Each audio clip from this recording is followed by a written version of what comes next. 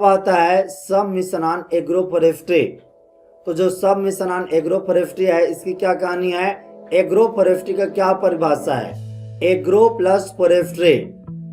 Agro plus forestry, किसान अपने खेत में फसल तो उगाते हैं, लेकिन किसानों को ये सोच के कि अपनी खेत का मेड़ है या जो खाली जगह है वहाँ पेड़ लगाएं, साथ साथ में वो खेतों से फसल का इनकम पाएं और इस तरह से पेड़ों से उनको भी बेच करके, पेड़ों को बेच करके, पेड़ों का फल को बेच के, उनके पत्तियों को बेच करके उनसे भी इनकम लगाने के उद्देश्य से सब मिशन एग्रो फॉरेस्ट्री स्टार्ट किया गया। और सब मिशन एग्रो फॉरेस्ट्री है पहली बार 2016-17 में स्टार्ट किया गया। इसमें जो मेजर उद्देश्य था कि जो फार्म लैंड है उस पे ट्री प्लांटेशन करेंगे, उसको बढ़ावा देने के उद्देश्य से किया गया था। और इसमें जो मोटो रखा गया था वो क्या है? वो मोटो हर मेड़ पर पेड़, मतलब हर मेड़ पर पेड़।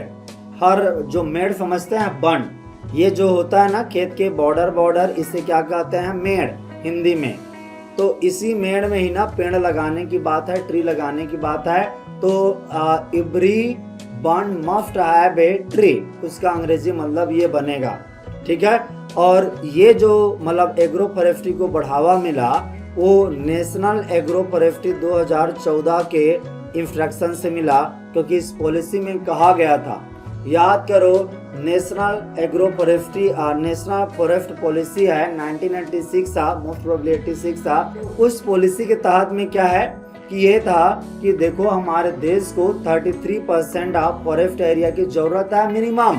यही है ना प्लेन रीजन के लिए 33%, लेकिन है क्या अभी कितना है? टोटल ही 21% के आसपास है हमारा टोटल फॉरेस्ट एरिया, 21% है। टोटल ज्योग्राफिकल एरिया का मात्र 21% है वो फॉरेस्ट एरिया है। अभी भी हमको और भी एरिया अंडर फॉरेस्ट को बढ़ाना पड़ेगा।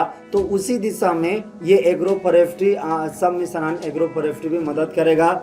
भैया जंगल में पेड़ तो हैं ही, खेतों के आसपास भी पेड़ होंगे तो अच्छा रहेगा। आप पंजाब, हरियाणा, वेस्टर्न यूपी जाएंगे, दूर दूर तक कई जगह में खेतों के आसपास पेड़ नहीं दिखते। तो ये एक दिक्कत है पेड़ों के एंगल से देखें तो। और इसमें जो एडिशनल इनकम किसान को मिले, ये मेजर उद्देश्य था। तो यहाँ पे मेजर उद्देश्य इस स्कीम का क्या रखा गया था कि किसानों का इनकम को एडिशनल बढ़ाना है फसल के अतिरिक्त। एक और मेजर फोकस था, वो क्या था? कार्बन सिक्वेस्ट्रेशन में मदद करना। कार्बन सिक्वेस्ट्रेशन का मतलब होता है कि जो एटमॉस्फेयर में कार्बन डाइऑक्साइड बढ़ते चले जा रहे हैं। शुरू में कार्बन डाइऑक्साइड का हमने परसेंट कितना पढ़ा था? 0.03% एटमॉस्फेयर में कार्बन डाइऑक्साइड। अब वो कितना हो गया था? हो गया है 0.04%। तो लगभग 0.01% बढ़ चुका। तो ये जो ग्लोबल वार्मिंग के दौरान में कार्बन डाइऑक्साइड बढ़ रहा है और उस कार्बन डाइऑक्साइड बढ़ने से ग्लोबल वार्मिंग हो रहा है, धरती के चारों तरफ और ज्यादा गर्मी बढ़ रहा है ना, तो वो कार्बन डाइऑक्साइड ही मेन ग्रीन हाउस कंट्रीब्यूटर है।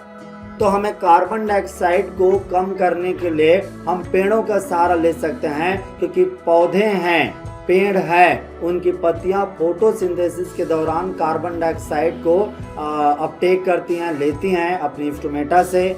तो ज़्यादा पेड़ लगाओगे तो ज़्यादा कार्बन डाइऑक्साइड का वो ग्रहण करेंगे, वो कंज्यूम करेंगे और वो पत्ती के रूप में तब्दील करेंगे। पत्ती गिरेगा जमीन में, डिकम्पोज होगा तो मिट्टी में। तो इस तरह से कार्बन सिक्वेस्ट्रेशन का मतलब होता है कार्बन जो एटमॉस्फेरिक CO2 को कैप्चर करना और उससे ना कम से कम करना, ये कार्बन सिक्वेस्ट्रेशन का काम कार्बन सिक्वेस्ट्रेशन कहलाता है। तो यहाँ हमारे पेड़ है ना, वो बढ़िया कार्बन सिक्वेस्ट्रेशन है। इसीलिए एग्रो फॉरेस्ट्री किया गया कि क्लाइमेट चेंज के दौर में पेड़ ज्यादा लगाएंगे तो वो कार्बन सिक्वेस्ट्रेशन में भी मदद करेंगे। आपको ये भी बता दूं, इस स्कीम के तहत में मल्टीपर्पज ट्री है ना, मल्टीपर्पज ट्री, इसको बेसिकली क्या हो रहा है? मल्टीपर्पज ट्री को, मल्टीपर्पज ट्री है ना, उसको लगाने के ऊपर में जोर दिया जा रहा है। और मल्टीपर्पज ट्री के ना कई काम आते हैं, उनके पेड़ भी काम आते हैं, पत्ती भी काम आते हैं, उनसे फल भी मिलता है।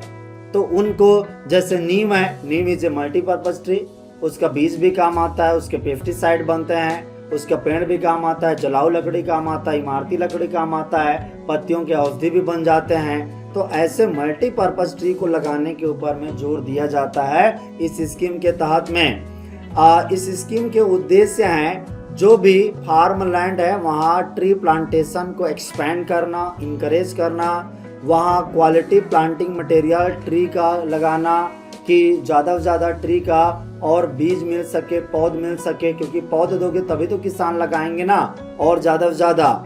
उसके बाद एग्रो फॉरेस्ट्री मॉडल को ना पॉपुलराइज करना कि किसान ज़्यादा से ज़्यादा एग्रो फॉरेस्ट्री मॉडल को स्वीकारें, क्योंकि उनको भी डर लगा रहता है कि यदि मैं पेड़ लगा दूं तो इसके चारों तरफ में छाया पड़ेगी तो फसल का लेवल ना गिर जाए, क्योंकि वो छाया कर देंगे तो फसल का उत्पादन गिर सकता है।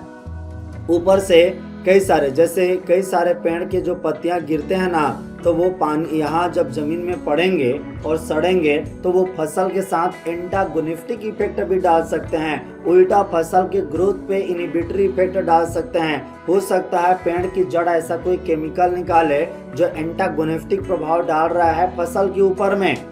तो आपको जब भी क्रॉप लगाते हैं तो उसके बगल में जो ट्री लगने चाहिए, कैसा ट्री लगना चाहिए, मेड़ में जो सिनर्जेटिक इफेक्ट डाले, जो उसके ग्रोथ को ना और बढ़ाए, उसके पत्तियां गिरे ना तो और फसल बूस्ट हो। और ये खोज के काम साइंटिस्टों का काम है। साइंटिस्ट इस चीज को खोज के बताएंगे तभी तो किसान लगाएंगे कि आप ये पेड़ लगाइए, ये आपकी फसल को, जैसे पंजाब हरियाणा में लोग राइस लगा रहे हैं या गेहूं लगा रहे हैं, तो उनको ये सही ट्री स्पीसीज बताने का काम साइंटिस्टों का है। अब इस स्कीम के तहत में फंडिंग क्या है, ज्यादातर फंडिंग का सेम पैटर्न और नॉर्थ ईस्ट को छोड़ के बाकी राज्यों के लिए 60-40 का, और नॉर्थ ईस्ट के लिए 19-10 का, 90-10 का, मतलब 90-10 का ये रेशियो रहता है।